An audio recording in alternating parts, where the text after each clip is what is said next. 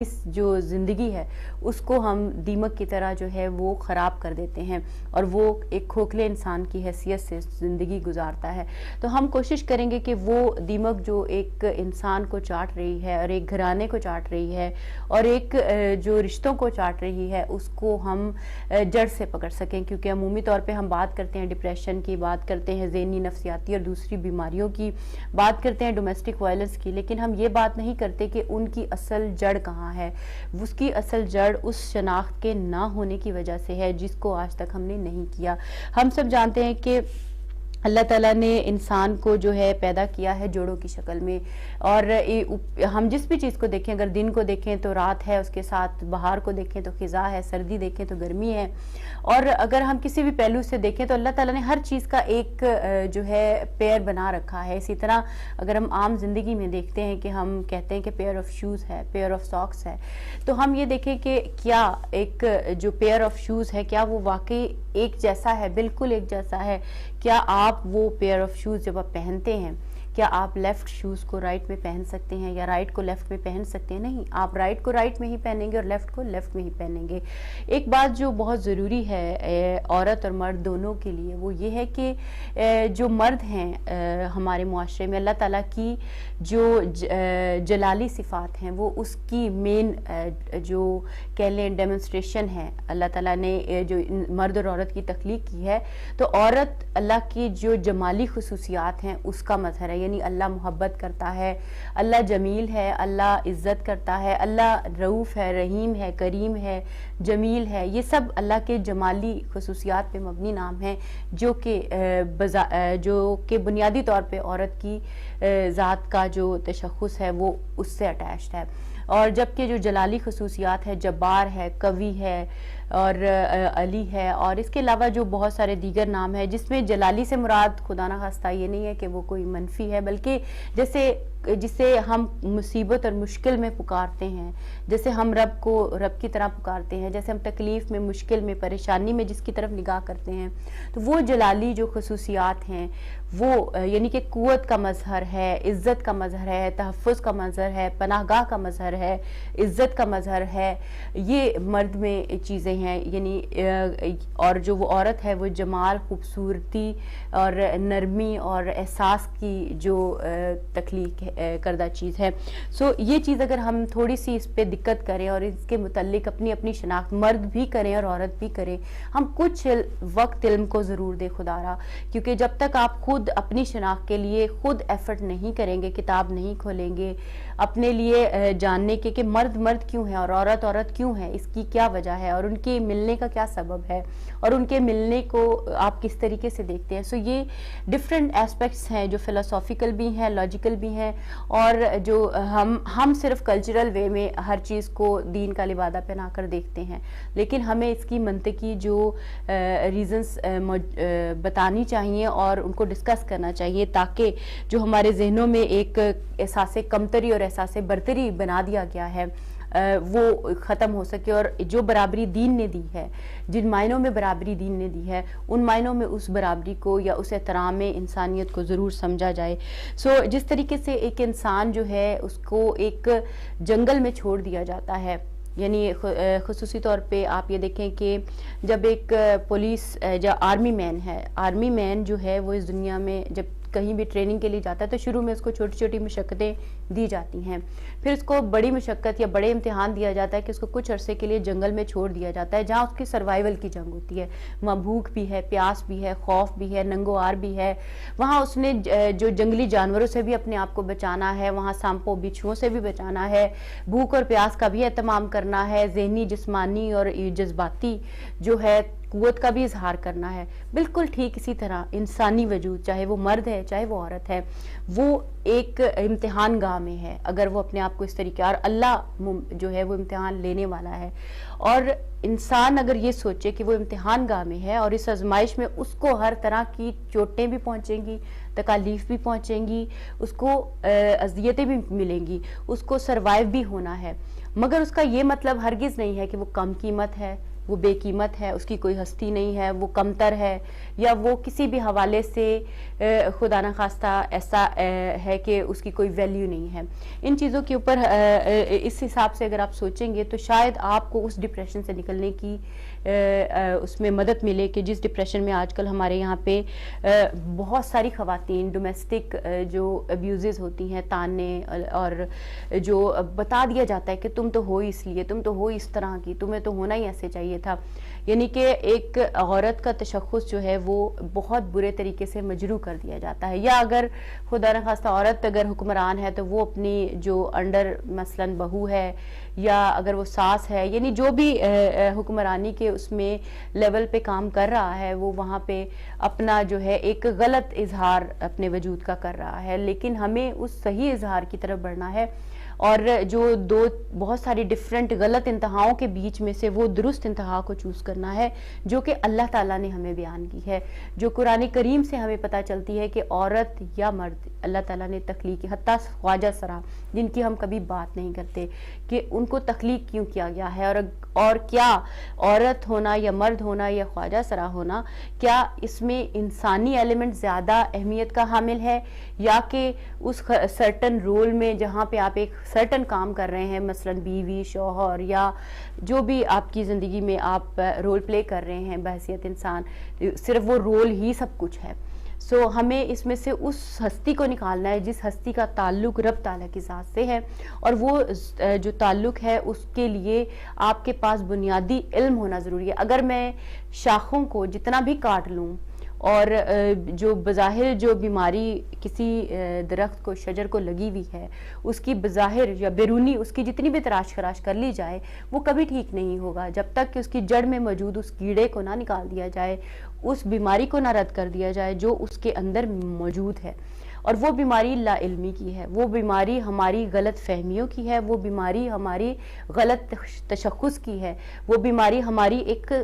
جو کلچرل ذہنیت کی ہے. ہمیں اس سے نکل کر میدان عمل میں کھڑے ہونا ہے کہ ہمارے مرد ہوں، ہماری عورتیں ہوں، وہ ایک دوسرے کے ساتھ کھڑے ہوں، ایک دوسرے کے شانہ بشانہ ہوں، اور عزت اور احترام کا ایک ماحول ہو، ہمارے گھر مضبوط ہو، مستحکم ہو، اور ہمارے گھروں سے ولایت امام زمانہ علیہ السلام کے پرچم بلند ہوں. سو ہم مختلف پہلوؤں سے ان چیزوں کے اوپر بات کریں گے. اس کے لیے ہمارے ساتھ جو ہے ہماری بہت ہی محترم مہمان موجود ہوں گی، جو سیدہ غزل زہرا خطیبہ اہل بیت ہیں، پاکستان سے انہوں نے ہمیں جوائن کیا ہے، اور ان سے ہم جانیں گے آج جو ہمارا ٹاپک رہے گا اس زمن میں، میری پہچان کے زمن میں، کہ جو عورت کا الہی تعارف ہے، خصوصاً عورت، مرد اور خواجہ سرا، ان کا جو الہی تعارف ہے وہ کیا ہے، اور جو ہے اس میں ہم غلطی کہاں پہ کر رہے ہیں. سب سے پہلے تو سسٹر غزل زہرا، سیدہ غزل زہرا، ہم آپ کو خوش آمدید کہتے ہیں. آج ہمارا پہلا شو ہے اور آپ بھی ہمارے ساتھ فرسٹ ٹائم اس شو میں شامل ہو رہی ہیں. بہت شکر گزار ہے کہ آپ ہمارے ساتھ شامل ہوئیں، آپ نے وقت نکالا، اور جو ہے ہدایت ٹی وی کے ساتھ جو ہے آپ شامل ہوئی اس پروگرام میں. اب میں اپنے سوال کی طرف بڑھنا چاہوں گی، اور میں جاننا چاہوں گی کہ رب تعالیٰ نے جو تشخص انسان کو دیا ہے، خصوصاً عورت کا تعارف، اور خواجہ سرا اور جو مرد، ان کا کیا تعارف اللہ تعالیٰ نے دیا ہے؟ کیا وہ جو ہم اپنے ذہنوں میں لیے بیٹھے ہیں وہ درست تعارف ہے، یا وہ جو اب قرآن اور اہل بیت سے ہمیں ملتا ہے وہ، اس سے میں آپ کی رائے جاننا چاہوں گی. اعوذ باللہ من الشیطان الرجیم، بسم اللہ الرحمن الرحیم. السلام علیکم ورحمۃ اللہ وبرکاتہ. آپ کا شکریہ کہ آپ نے مجھے موقع دیا اس بہت اہم موضوع کے اوپر گفتگو کرنے کے لیے. آپ کا عنوان بہت خوبصورت ہے اور اس پر گفتگو ہونی چاہیے. اصل میں ہمارا مسئلہ یہ ہے کہ ہم انسان کو انسان کے پیروں میں نہیں دیکھتے ہیں، اس کو یہ نہیں دیکھتے کہ یہ انسان ہے. ہم اس کو تقسیم کرتے ہیں، یہ عورت ہے، یہ مرد ہے، یہ بڑا ہے، یہ چھوٹا ہے، اس کو تقسیم کر دیتے ہیں. پروردگار عالم نے تقسیم نہیں کی، مرد اور عورت کو الگ الگ تقسیم نہیں کیا، بلکہ پروردگار عالم نے سب سے پہلی چیز جو بات کی ہے انسان کی، وہ انسانیت کی بات کی ہے کہ میں نے انسان خلق کیا ہے. آپ قرآن کھولیں اور اس میں موجود ہے پروردگار عالم جہاں پہ انسان کے بننے کی، خلقت کا جہاں انسان کا تذکرہ ہے. یہ نہیں کہا کہ میں نے اس کو لڑکی بنا دیا، عورت بنا دیا، اس کو میں نے مرد بنا دیا. جب خدا اپنے آپ کو احسن الخالقین کہہ کر اپنی تعریف کر رہا ہے اور کہہ رہا ہے کہ میں نے کوئی چیز بنائی ہے جس پر تعریف ہونی چاہیے، تو خدا نے کوئی مینشن نہیں کیا اس میں نے لڑکی بنائی، میں نے لڑکا بنایا، بلکہ کہا میں نے انسان خلق کیا ہے۔ تو اس میں یہ جو فرق، جسمانی فرق ہے، یہ عورت کا اور مرد کا جو مین فرق ہے وہ جسمانی فرق ہے۔ ان کا جو فرق ہے جو ہم نے اپنے معاشرے میں بنایا ہوا ہے کہ جو عورت ہے اس کا الگ اسے دیا ہوا ہے اور مرد کا جو ہے وہ اس کو الگ مقام دیا ہوا ہے، خدا نے ان کو انسان ہونے کے ناطے ان کا مقام، ان کی حیثیت، ان کو سب کچھ ایک جیسا ہی دیا تھا۔ لیکن ہم لوگوں نے ہمارے معاشرے میں، اب آپ یہ دیکھیے نا کہ ہم خواتین ہیں اور یوں ہم اپنے حقوق کے لیے لڑتی ہیں، ہم اپنی جنگ کر رہی ہوتی ہیں اور پوری زندگی ہم اپنے حقوق کے لیے ان کو حاصل کرنے کے لیے ہماری لائف گزرتی ہے۔ ہم میں سے بہت سی ہیں جو میدان عمل میں بھی اتر آتی ہیں اپنے حقوق کے لیے۔ وہی لڑکی اگر شادی سے پہلے وہ حقوق کے نسواں کے لیے جنگ کر رہی ہے، وہی لڑکی شادی کے بعد جو دعا کرتی ہے تو بیٹے کی کرتی ہے، مطلب اپنے لیے جو مانگ رہی ہے وہ اولاد وہ نر مانگ رہی ہوتی ہے، بیٹا مانگ رہی ہوتی ہے۔ کیوں؟ کیونکہ ہمارے معاشرے نے سسٹم ایسا بنایا ہے کہ مرد اور عورت کو اس طریقے سے جدا جدا ان کی شخصیات کو کر دیا گیا ہے، جبکہ اسلام کی روح سے عورت ہر اس میدان میں، جس میدان میں مرد ہے اس میدان میں عورت موجود ہے۔ آپ جنگی میدان دیکھ لیجئے، محاذ پر دیکھ لیجئے، ٹھیک ہے عورت اگر جہاد نہیں کر سکتی ہے تو جہاد پر بھیجنے والی عورت ہے، اس کا جو سدباب کرنے والی وہ عورت ہے، مرد کو تیار کرنے والی عورت ہے۔ اولاد جو نسل چلتی ہے وہ عورت کے ذریعے سے چلتی ہے، کیونکہ مرد عورت کے بغیر نامکمل ہے، عورت مرد کے بغیر نامکمل ہے۔ خدا نے ان کو، ان ہستیوں کو رکھا ہی اس انداز سے، ان کی جو خلقت کی ہے پروردگار عالم میں، جو جسمانی فرق رکھا ہے، روحانی فرق نہیں ہے، روح کا جو فرق ہے وہ نہیں ہے۔ روح مرد اور عورت نہیں ہوتی، روح مذکر مؤنث نہیں ہوتی۔ آپ نے جو بننا ہے، جو آپ نے اپنی تخلیق کرنی ہے، وہ مرد اور عورت الگ الگ نہیں ہوتی۔ وہ روح جو ہے آپ کی، جب ہم مر جاتے ہیں، مرنے کے بعد جو اصل جو ہماری حقیقت ہے جو ہمارے بدن سے نکل جائے گی، یہ جو جسم ہے یہ لباس ہے، یہ کسی پر عورت کا لباس ہے، کسی پر مرد کا لباس ہے، یہ تو ایک لباس ہے۔ جب اس سے روح نکلے گی تو روح میں فرق نہیں ہے کہ یہ مذکر ہے یہ مؤنث ہے۔ خدا نے یہ فرق نہیں رکھے، خدا نے انسان خلق کیا کہ میں نے انسان بنایا ہے، انسان کو خلق کیا ہے۔ آپ قرآن کھول کے دیکھ لیجئے، آپ کو جگہ جگہ ملے گا، اس میں جو آیہ امانت ہے پروردگار عالم نے اس میں بھی فرمایا کہ جب ہم نے، جس کا مفہوم یہی ہے کہ خدا نے آسمانوں پر، پہاڑوں پر، یہ سب پر جب یہ امانت ڈالی تو انہوں نے لینے سے، اس امانت کو لینے سے، اس بوجھ کو لینے سے انکار کر دیا، لیکن انسان آگے بڑھا اور انسان نے اس بوجھ کو لے لیا، اس امانت کو انسان نے لے لیا۔ یعنی اس میں یہ نہیں کہا کہ اس امانت کو صرف مرد نے لے لیا اور پھر وہ ساری ذمہ داریاں مرد کی ہو گئی اور عورت کو پیچھے ہٹا دو، نہیں، انسان نے لیا ہے۔ تو اصل چیز جو خدا نے خلق کی ہے وہ انسان ہے۔ اب انسان کے اوپر وہ لباس ہے جو مرد کا ہے، ایک عورت کا ہے، اور وہ بھی اس لیے یہ جسمانی فرق رکھا ہے تاکہ نسل کی بقا ہو سکے، یہ نسل چل سکے اور پھر آگے وہ باقی رہ سکے اور یہ سلسلہ نسل انسان کا تسلسل سے چل سکے، یہ فرق رکھا ہے۔ ورنہ دین نے اس کے علاوہ تمام حقوق جتنے بھی ہیں وہ عورت کو بھی دیے ہیں، مرد کو بھی دیے ہیں۔ اچھا، یہاں میرا ایک اور سوال، جو سب سے مظلوم طبقہ ہے وہ خواجہ سرا کا ہے، جو کہ ہر طرف سے پستا ہے اور ان کے اوپر بالکل بات نہیں کی جاتی، اور ان کے حقوق کی دین میں بھی کہیں، ہم دنیا میں جتنے شوز دیکھتے ہیں اپنے ارد گرد میں میڈیا پہ، یا جتنی بھی ٹاک شوز ہوتی ہیں، یا جتنی بھی ڈسکشن عمومی جو ہے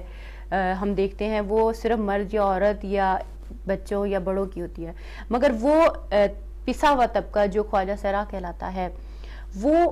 اس کی کیا اللہ تعالیٰ نے ان کے لیے کیا احکامات رکھے ہیں؟ ان کی زندگی کیا واقعی اتنی بیکار ہے کہ جتنی بیکار بنا دی گئی ہے؟ کہ کیا ایک انسان جو ہے وہ لباس ہے جو وہ پہن رہا ہے، وہ کپڑے ہے یا وہ زیور ہے یا وہ ڈگری ہے یا وہ کیا ہے انسان؟ یعنی جس کو وہ انسان سمجھ رہا ہے، اور جو ہمارے خواجہ سرا ہیں ان کے اوپر جو ہمارے معاشرے نے ظلم کیا ہے، اس پہ بھی میں آپ کی رائے جاننا چاہوں گی کہ ان تینوں چیزوں کو اگر آپ کنیکٹ کر کے اگر کچھ تفصیل بتا سکیں کہ ان کے متعلق ان کو کیسے سوچنا چاہیے اپنے متعلق، ٹھیک ہے، چاہے جیسے بھی حالات ہیں، ان کے ماں باپ جو ایسی اولاد کو جنم دیتے ہیں ان کو کیسے سوچنا چاہیے، اور جو معاشرہ ان کے ساتھ برا برتاؤ کر رہا ہے وہ کتنا جواب دہ ہے۔ اصل میں مسئلہ یہ معاشرے کا مسئلہ ہے، لیکن ساتھ ساتھ یہ ہے کہ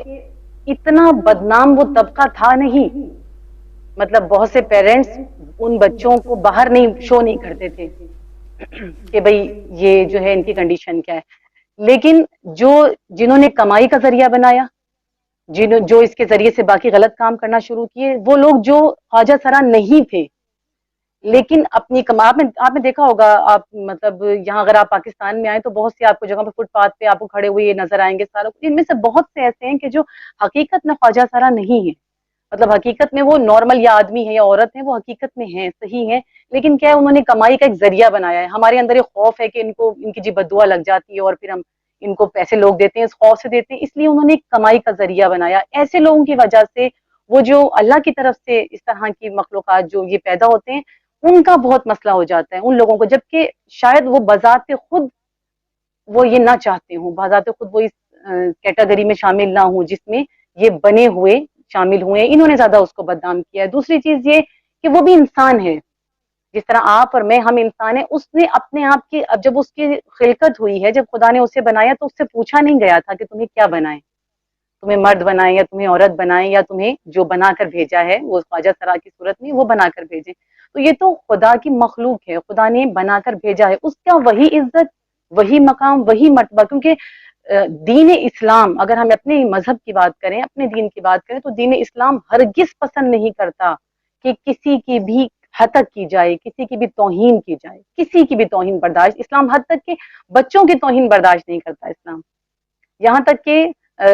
غیر مذہب جو آپ کے مذہب سے جن کا تعلق نہیں ہے، اسلام کہتا ہے ان کی بھی آپ توہین نہ کریں. تو کیسے ہو سکتا ہے کہ ایک مطلب مسلمان بھی ہو اور ایک ایسے طبقے سے تعلق بھی رکھتا ہو کہ جس کو ہمارے معاشرے میں مطلب تیسری مخلوق کی حیثیت حاصل ہے، اس کو جو ہے وہ اسلام چاہے کہ نہیں، اس کے وہی حقوق ہیں جو ایک انسان کے حقوق ہوتے ہیں. انسانی لیول پہ آ کے مرد اور عورت یا وہ درمیان یہ نہیں دیکھنا چاہیے، انسانی لیول پہ آ کے دیکھیں کہ وہ حقوق، کیونکہ اگر آپ پر عبادت واجب ہے اس پر بھی عبادت واجب ہے، وہ عبادات وہ بھی کرے گا، عبادات اس نے بھی کرنی ہے، نمازیں اس نے بھی پڑھنی ہے، روزے اس پر بھی فرض ہیں. یعنی یہ نہیں ہے کہ فقط ہمارے آپ پر، یعنی کہ ہم خواتین پر یا مردوں کے اوپر جو ہے وہ فقط ہے. وہ تمام واجبات جو دین نے ہم عام انسانوں کے اوپر لاگو کیے ہیں وہ سب ان کے لیے بھی ہیں.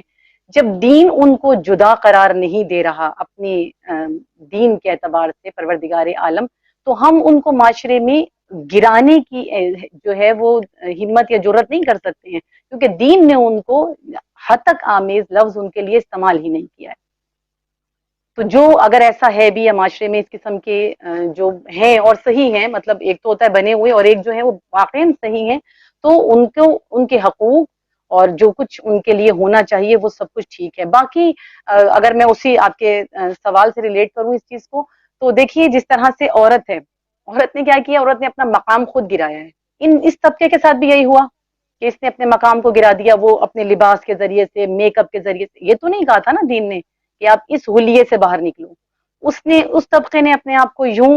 لا کر پستی کا شکار کر دیا. یہی عورت نے کیا ہے. ہماری عورت کیا کر رہی ہے آج کل؟ آپ کو دو قسم کی عورتیں نظر آئیں گی. آپ کو ایک وہ طبقہ ہے جو اپنے آپ کو سمجھتی ہیں بہت آزاد ہیں، ہم آزاد خیال عورتیں، خواتین ہیں، جبکہ وہ سب سے زیادہ قید میں ہیں. وہ کیوں قید میں ہیں؟ کیونکہ وہ اپنی آزادی سمجھتی ہیں، یعنی وہ اپنا میک اپ کرنا اور فحش لباس پہننا، مردوں کے سامنے آنا، ان سے میل جول بڑھانا اور ان سے بالکل جڑ جانا، مل جانا، وہ اس کو سمجھتی ہیں کہ یہ آزادی ہے، جبکہ حقیقتاً وہ پستی کی طرف جا رہی ہیں. یہ غلامی ہے ان کی، یہ غلامی کہ وہ اتنا کچھ کر کے بھی اپنے آپ کو آزاد سمجھ کے بھی حقیقت میں تو وہ قید ہے. وہ ایک مرد کو لبھانے کے لیے یہ سب کچھ کر رہی ہے. اپنی ڈگنیٹی کو پروٹیکٹ کرنا ہر عورت کے لیے ایک اولین جو ہے اس کا ایک مقصد ہونا چاہیے کہ وہ اپنی ڈگنیٹی کو پروٹیکٹ کرے تمام سرکمسٹانسز میں. میں چاہوں گی کہ آپ اس پہ کچھ مثالوں سے واضح کریں کہ چونکہ بنیادی طور پہ ہمارا ہدف یہ ہے کہ ہم اپنے لیے ان ماؤں کو، ان خواتین کو، خصوصاً وہ خواتین بھی، ایک تو ماؤں کا رول ہے، ایک وہ خواتین ہیں ہمارے طبقے کی کہ جن کی مثلاً شادی کی عمر نکل جاتی ہے، یا خدا نخواستہ بیوہ ہو جاتی ہیں، یا خدا نخواستہ کسی بھی ریزن سے تنہا رہ جاتی ہیں. اب ان کے ارد گرد تو کوئی مرد نہیں ہے، تو وہ یہ سوچتے، مطلب جس طرح کیونکہ ہمارے معاشرے میں ماحول ایسا ہے کہ وہ اپنے اندر یہ محرومی کا احساس کرنے لگتی ہیں کہ شاید چونکہ ان کی شادی نہیں ہوئی تو زندگی کا مقصد ختم ہو گیا. اور یا خدا نخواستہ وہ تنہا رہ گئیں کسی بھی وجہ سے، اوبویسلی اولین چیز ہے کہ اگر آپ گھر بساتے ہیں تو یہ رب کی سب سے پسندیدہ چیز ہے، محبوب ترین چیز اپنا گھر بسانا ہے، مرد اور زن دونوں کے لیے۔ اور رب اس راہ میں جتنی سب سے بڑا جہاد ہی اللہ تعالیٰ نے عورت کا یہی کہا ہے کہ آپ اپنے گھر کو جو ہے وہ اچھے سے لے کر چلو، اور شوہرداری یا آپ کا جو فیملی ہے اسٹرکچر اس کو مستحکم کرو۔ لیکن اس کے ساتھ ساتھ وہ خواتین جو خدا نخواستہ کسی وجہ سے تنہا رہ جاتی ہیں، جن کی عمریں شادی کی نکل جاتی ہیں، اور جن کے اور دوسرے مسائل کی وجہ سے گھر نہیں بن پاتے اور وہ شدید ڈپریشن میں آ جاتی ہیں، اوبویسلی سائیکولوجیکل ایشوز بھی ہوتے ہیں، ایموشنل ایشوز بھی ہوتے ہیں، اور شادی نہ ہونے کے آپ کے جسمانی ایشوز بھی ہوتے ہیں۔ میں یہ جاننا چاہوں گی کہ ان عورتوں کے لیے ہمارا دین کیا پیغام دیتا ہے، کہ ان کے لیے کیا اہداف زندگی ہیں، یا عام عورت کے لیے بھی کیا اہداف زندگی دین نے سیٹ کیے ہیں کہ جن کے حساب سے ان کو اپنے آپ کو دیکھنا چاہیے، اور ایک عورت کی قیمت اللہ نے کیا رکھی ہے؟ دیکھیے، مولا کائنات امیر المومنین حضرت علی بن ابی طالب علیہ السلام کا فرمانا ہے کہ خدا رحمت کرے اس شخص پر کہ جسے 3 سوالوں کے جواب معلوم ہیں: میں کہاں سے ہوں، میں کہاں ہوں، اور میں کہاں کے لیے ہوں۔ اصل جو ہمارا مسئلہ ہے، ہم اس کی طرف توجہ نہیں کرتے۔ آج ہمارے جتنے مسائل ہیں جو آپ نے بتایا، یہ تمام مسائل جو ہیں، ہمارا مسئلہ، مین مسئلہ کیا ہے کہ ہم اتنے لعب اور لہو میں مصروف ہو گئے ہیں، دنیا میں اس قدر مگن ہو گئے، چاہے وہ، کیونکہ ظاہر بچوں کی اگر شادیاں نہیں ہو رہی تو لڑکوں کی جو وہ لعب اور لہو ہے نا، لڑکوں کی جو یہ ایکٹریسز دیکھ دیکھ کر وہ کہتے ہیں ان جیسی لڑکی، انہوں نے اپنا آئیڈیل جو ہے وہ ایک ممتورہ کو بنایا ہے۔ ان کا جو آئیڈیل ہے وہ ایسی نجاستیں ہیں کہ جو مزید معاشرے کو خراب سے خراب تر کرتی جا رہی ہیں۔ تو وہ مسئلہ جو سارا ہے یہ ہے کہ ہم سوچتے ہی نہیں کہ ہم کہاں سے آئے ہیں، ہم کہاں کے لیے ہیں، ہمیں کہاں جانا ہے۔ اگر ہم تھوڑا سا خود پر توجہ دے لیں، اپنی شناخت اگر ہمیں ہو جائے، ہمیں پتہ چل جائے ہم ہیں کیا،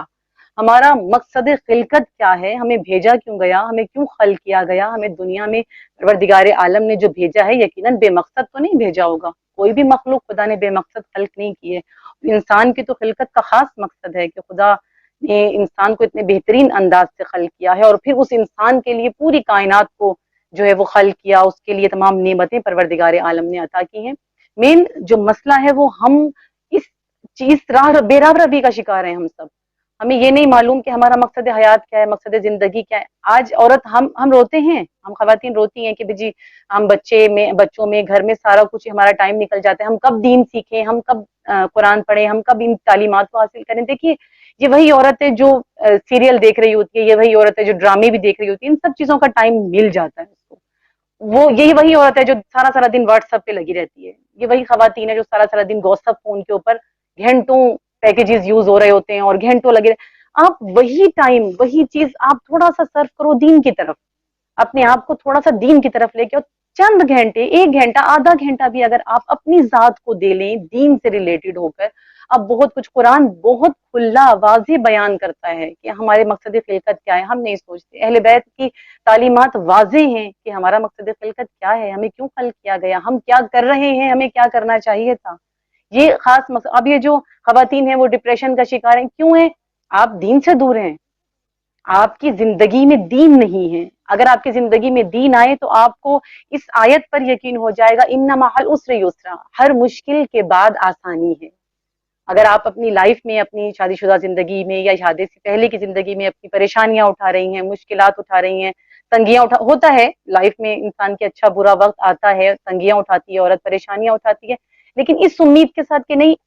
مجھے صرف اس میں غرق نہیں ہو جانا۔ میں نے ابھی ابتدا میں کہا کہ 2 قسم کے طبقے، ایک وہ جو الٹرا ماڈرن طبقہ ہے خواتین کا، جو اپنے آپ کو سمجھتے ہیں بڑی آزاد ہیں، دوسرا ہے جس کو لونڈی بنا دیا گیا ہے، بالکل غلام کی حیثیت، اسے لونڈی کی حیثیت دی ہے، اور اسے کچن میں بھیج دیا گیا ہے کہ بس اب تمہارا کام جو ہے وہ کھانا پکانا ہے، مرد کی خدمت کرنا ہے، بچوں کی خدمت کرنا ہے، گھر والوں کی خدمت، یہ تمہارا فریضہ ہے، اس کے علاوہ نہیں ہے۔ اور عورت نے بھی سمجھ لیا کہ ہاں بس میری جو خلقت کا مقصد تھا وہ تھا بچے پیدا کرنا اور کھانا پکا کر شوہر کی خدمت کرنا اور بچوں کو پالنا۔ یہ مقصد خلقت نہیں ہے عورت کا، یہ فرائض ہیں، یہ فرائض ہیں۔ آپ نے بچے کو پیدا کرنا ہے، آپ نے اسے دنیا میں لانا ہے، آپ نے اس کی پرورش کرنی ہے، آپ نے شوہر کے حقوق کا خیال رکھنا ہے، یہ اس کے فرائض ہیں، یہ اس کا مقصد خلقت نہیں ہے۔ جی چاہوں گی کہ فرائض میں اور مقصد خلقت میں فرق کیا ہے؟ دیکھیے فرائض یہ ہیں کہ اب ایز اے عورت، ایز اے ماں، ایز اے وائف، بیوی ہونے کی حیثیت سے میرے پر فرائض ہیں اپنے شوہر کے، کہ میں اس کو ذہنی سکون بھی میں نے دینا ہے، اس کو جسمانی سکون بھی میں نے دینا ہے، اس کو پکا کر میں نے کھلانا ہے، کہ میں اس کا ذریعہ ہوں، اس کی ہر طرح کی ٹینشنز دور کرنے کا ذریعہ میں ہوں، یہ میری شرعی ذمہ داری ہے۔ میں نے اس کی نسل کو پالنا ہے، میں نے اس کے بچوں کو بڑا کرنا ہے، اس کے بچوں کی بہترین تربیت کرنی ہے، یہ میرے گھریلو فرائض ہیں جو مجھ پر واجب ہیں اور میں نے کرنی ہے۔ لیکن میرا مقصد خلقت کیا ہے؟ میرا مقصد خلقت ہے لقاء اللہ، مجھے ان سب کاموں کے ساتھ خدا تک پہنچنا ہے۔ میں یہ سب کام کیوں کرتی ہوں؟ میں شوہر کو خوش کر رہی ہوں، میں شوہر کو خوش کرنے کے لیے خوش کر، یہ مجھ سے خوش ہو جائے، یہ مجھ سے راضی ہو جائے۔ میں ساس کی خدمت کر رہی ہوں، یہ مجھ سے راضی ہو جائے۔ میں اپنے بچوں کو پال رہی ہوں، یہ میرے بچے مجھ سے محبت کریں، میرے بچے مجھ سے راضی ہو جائیں، یا میرا شوہر مجھ سے راضی رہے کہ میرے بچوں کی پرورش کر رہی ہے۔ اگر میں یہ سب کام خدا کے لیے کرنا شروع کر دوں، میں اپنے شوہر کی خدمت کروں خدا کے لیے، اس میں خوشنودی خدا شامل ہو جائے، میں اپنے بچوں کی بہترین پرورش اس لیے نہیں کروں کہ میرا شوہر خوش ہو جائے گا، اس لیے کروں کہ میرا پروردگار عالم مجھ سے راضی ہو جائے گا، میرا خدا مجھ سے راضی ہو جائے، یعنی ایسا عمل، آپ کا ہر عمل خوشنودی پروردگار عالم کے لیے جب ہو جائے، گویا کہ آپ اپنی ہدف کی طرف، اپنے مقصد کی طرف بڑھ رہی ہیں، اور اس کے ساتھ ساتھ آپ کا دین، آپ کا تشخص، آپ کی شخصیت، آپ کی انسانیت، آپ کا وجود، آپ کی روح، ان سب چیزوں کی پاکیزگی اس کے ساتھ ساتھ بہت ضروری ہے۔ جب آپ کا ہر کام خدا کے لیے ہو جائے گا تو خود بخود آپ کی وجود کی پاکیزگی ابھرنا شروع ہو جائے گی، آپ کی مشکلات خود بخود آسان ہونا شروع ہو جائیں گی۔ بہت ہی خوبصورت آپ نے، اب میں یہ چاہوں گی کہ جو ہے آپ تھوڑا سا کچھ مثالوں سے جو ہمیں ملتی ہیں، جو خواتین کی زندگی سے ملتی ہیں، وہ خواتین جو الہی جو کہہ لیں پیرامیٹرز کے اوپر پورا اترتے ہوئے جو ہے جنہوں نے اپنی زندگیاں گزاری، اور ان کی زندگیوں میں وہ کون سے پیرامیٹرز تھے جو انہوں نے یوز کیے اور ان کی شخصیات ابھر کر اس طرح سے سامنے آئیں، اگر آپ کچھ دے سکیں، کیونکہ دیکھیں یہ تو تھی ایک ضمنی سی بیسک سی باتیں جس کو ہم نے تھوڑا سا واضح کرنے کی کوشش کی کہ عورت کی خلقت کا مقصد یا مرد کی خلقت کا مقصد ہو یا خواجہ سرا ہو، ہر انسان کی خلقت کا مقصد جو اوور آل ہم نے نچوڑ نکالا وہ یہ ہے کہ اللہ تعالیٰ کی قربت ہے، اور اگر وہی کام جو فرض کرو مرد اور زن جو کر رہے ہیں، مثال ہے جو فرائض ہم انجام دے رہے ہیں عام زندگی میں، کیوں دے رہے ہیں؟ وہ اس لیے دے رہے ہیں کہ میرا مثلاً خاوند خوش ہو جائے، یا کسی کی بیوی خوش ہو جائے، یا فلاں خوش ہو جائے کہ اس کا گھر بنا رہے۔ ہم پہلے جو نیت رکھتے ہیں، عمومی نیت ہماری یہ ہوتی ہے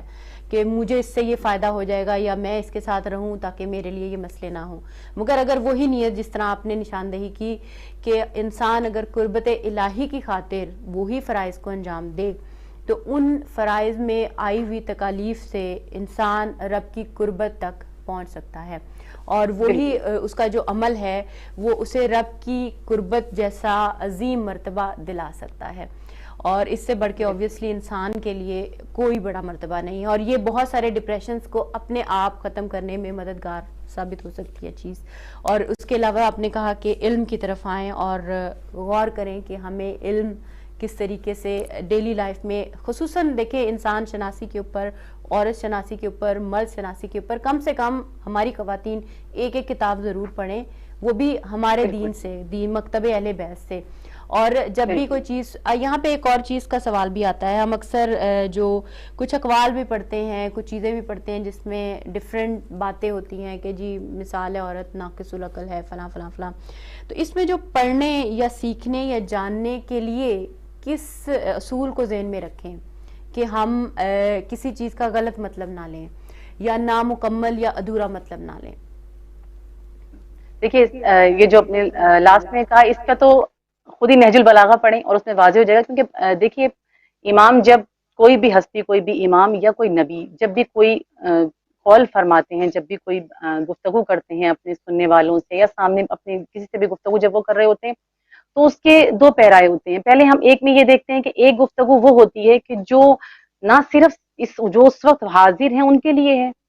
بلکہ جو حاضر نہیں ہیں یا جو آنے والا زمانہ ہے، جیسے ہم لوگ ہیں، یعنی امام علی نے اگر خطبات جو 1400 سال پہلے دیے ہیں وہ آج تک ہمارے لیے ہیں، وہ مولا علی ہم سے مخاطب ہیں، اگر ہم انہیں پڑھیں تو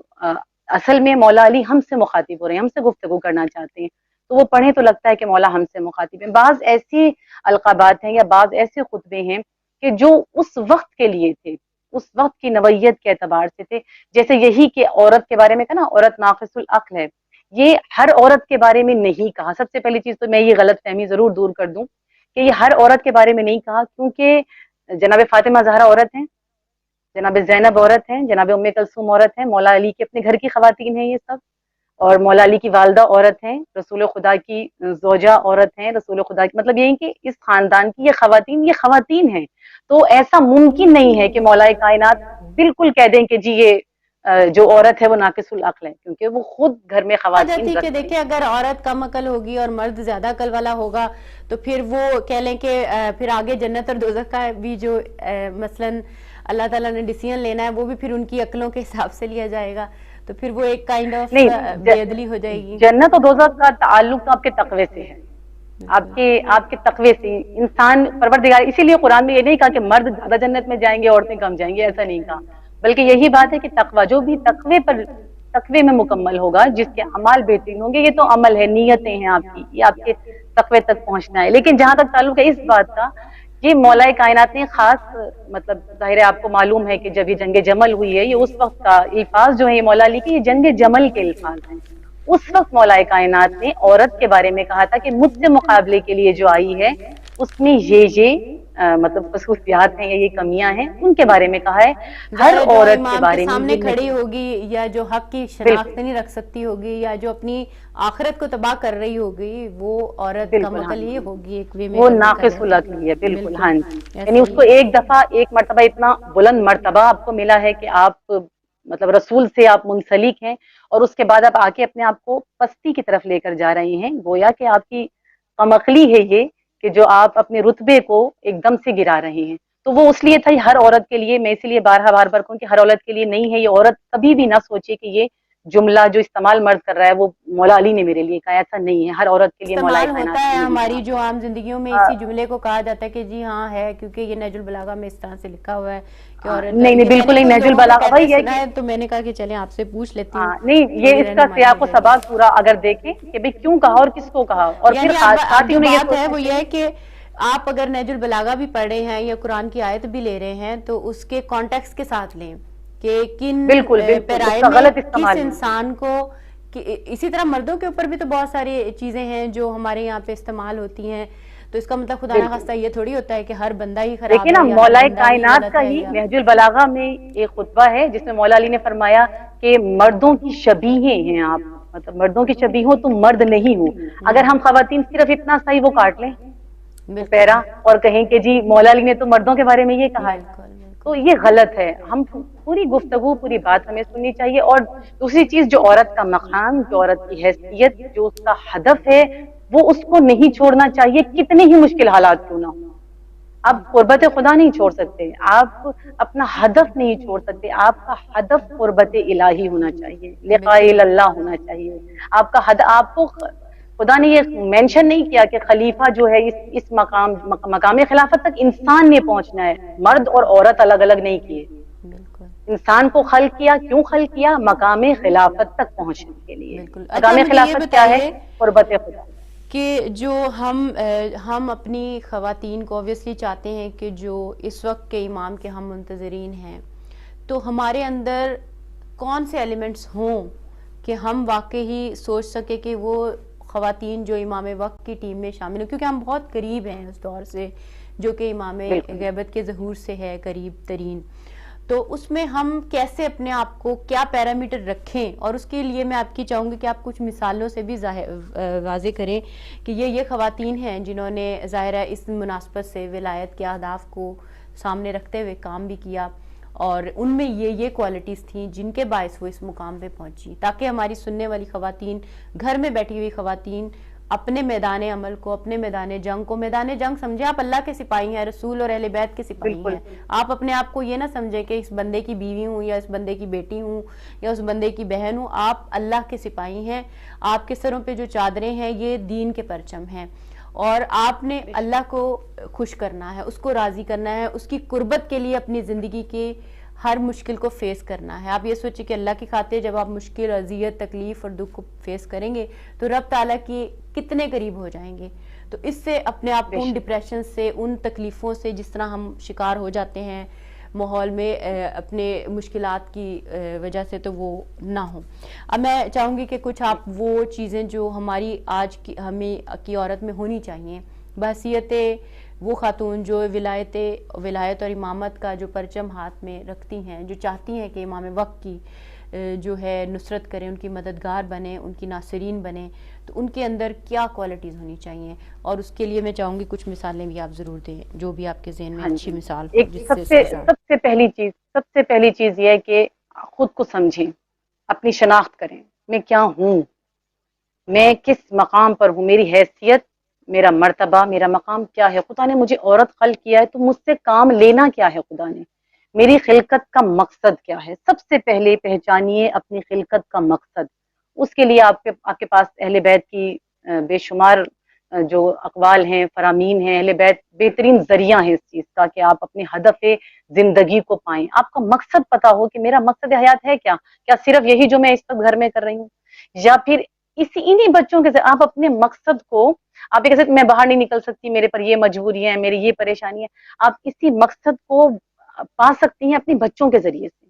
آپ اسی مقصد کو حاصل کر سکتی ہیں، اپنے اسی ہدف کو حاصل کر سکتی ہیں. امام کے لیے اپنے بچوں کو تیار کر سکتی ہیں آپ. لیکن یہ کہ سب سے پہلے آپ کو اپنی اہمیت پتا ہو. میں عورت ہوں، میری اہمیت، میرا تشخص، میرا وقار، میری خلقت کا مقصد کیا ہے. سب سے پہلے مجھے اپنا ہدف معلوم ہو. ایک ہدف اپنا سوچئے، معلوم کیجئے. دوسری چیز کیا ہے، اپنے لیے ایک اسوہ قرار دیجئے کسی شخصیت کو.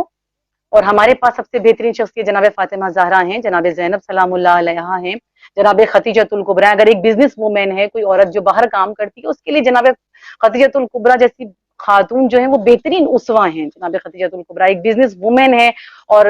مطلب ایسی خاتون ہے کہ جس نے دیکھا ہے پیسہ بھی اس کے اختیار میں ہے، مال بھی اس کے اختیار میں ہے، جو اپنی مرضی سے، یعنی کہ اپنی ایک آزاد زندگی گزارنے والی خاتون اگر آپ کہہ لیں. اور اس کے بعد شادی کے بعد وہ کتنی پریشانیاں دیکھ رہی ہے، کتنی مشکلات دیکھتی ہیں. اور اس کے بعد جب وہ شیب ابی طالب کا زمانہ 3 سال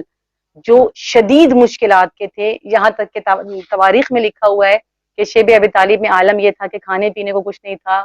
جڑیں جو درختوں کی تھی وہ چوس چوس کے رنگ سبز ہو چکے تھے. اور بی بی جو ہے جناب فاطمہ زہرا کے لیے کسی سے چمڑا مانگ کر، اور پھر وہ ان کے جو ہے وہ ان کے تاکہ وہ جو ان کا پانی کی جو پیاس ہے وہ اس شدت کو کم کر سکیں وہ لیتی. یعنی اتنی شدید تکلیف، اتنی شدید مشکلات میں انہوں نے ٹائم گزارا. ایک عورت جو اتنی مطلب جس کا اپنا پیسہ ہے، جس کی اپنی دولت ہے، جس کا اپنا مال ہے، اور ایک دم سے اس پر اتنی مشکلات. لیکن ایک لمحہ آپ کو ایک جملہ ایسا نہیں ملے گا جہاں بی بی نے کہا کہ پروردگار مجھے کس مصیبت میں ڈال دیا. اگر ہم ہوتے تو شاید اس سے زیادہ. ایک سیکنڈ کے لیے آپ کو روکوں گی. یہاں پہ ہمارے ساتھ کالر ہے، ہم دیکھتے ہیں کہ وہ کیا کہتے ہیں. السلام علیکم، کون بھائی؟ جی السلام علیکم، خوش آمدید کہیں گے. جی اگر آپ ٹی وی کی آواز بند کر دیں اور فون سے سنیں تو آسانی رہے گی.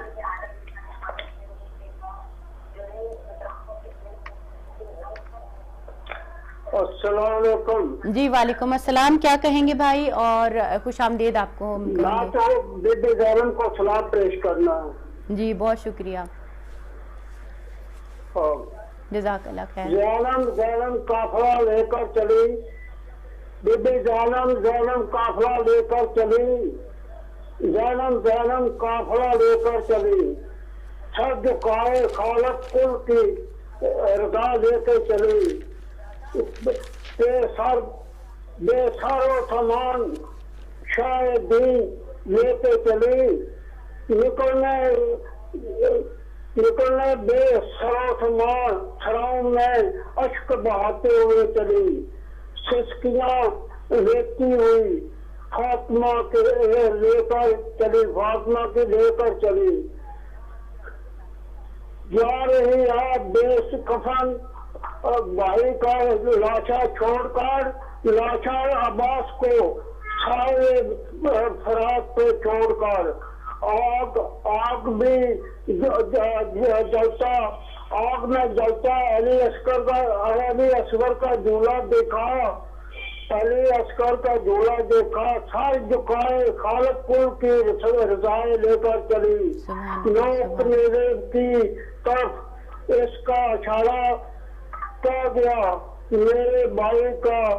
लो, सुभान जमीन पर बह गया मेरे भाई का खून लो, जमीन पर बह गया तो सारे हाथ जिस्म जिसका करबला में रह गया, ये सर समान सरशाह का लेके चली, एक ही में थे, एक रस्सी में बांधे हुए थे सर सबके। जी बहुत शुक्रिया भाई, हमारा टाइम खत्म हो रहा है, मैं माजरत चाहूंगी आपको यहाँ रोकने के लिए, लेकिन बहुत शुक्रिया आप शामिल हुए हमारे साथ और बहुत खूबसूरत हमारे साथ कलाम शेयर किया। सिस्टर हमारे पास सिर्फ 2 मिनट हैं, अगर आप अपनी बात को कंक्लूड कर सकें, कुछ एस्पेक्ट्स दे सकें जिससे वो हमारी देखने वाली खवातीन स्टार्ट ले सकें कि हाँ ये काम मैं करूँगी तो मैं शायद इस तक पहुँच जाऊँ। अभी बहुत सारी बातें तिश्ना रह गई, बहुत सारी चीज़ें हम उनको टच नहीं कर सके उस अंदाज से जो हम करना चाहते थे, लेकिन मैं चाहती हूँ अब जल्दी से 1 मिनट में 1.5 मिनट में अपनी बात कंक्लूड करते हैं। बस मैं लास्ट में यही कहना चाहूंगी कि ऐसा मुमकिन नहीं कि औरत कुछ नहीं कर सकती, औरत सब कुछ कर सकती है अगर वो चाहे। सिर्फ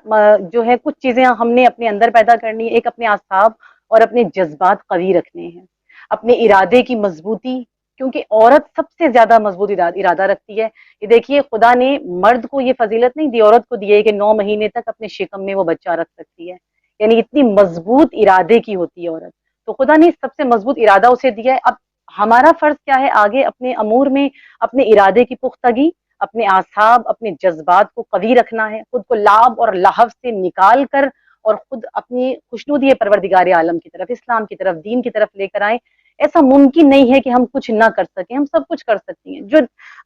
देखे ना, औरत जो है वो अच्छी भी है बुरी भी है। आप देख लीजिए फिरौन की बीवी जनाब आसिया बुरा तरीन शौहर है और जनाब आसिया का क्या मकाम और मर्तबा है कि खुदा ने कुरान में उनका तज़किरा किया है। बुरी तरीन औरतें देखनी है तो अंबिया की अज़वाज भी हैं, तो नूह है, तो लूत की ज़ौजा का जिक्र है कुरान में।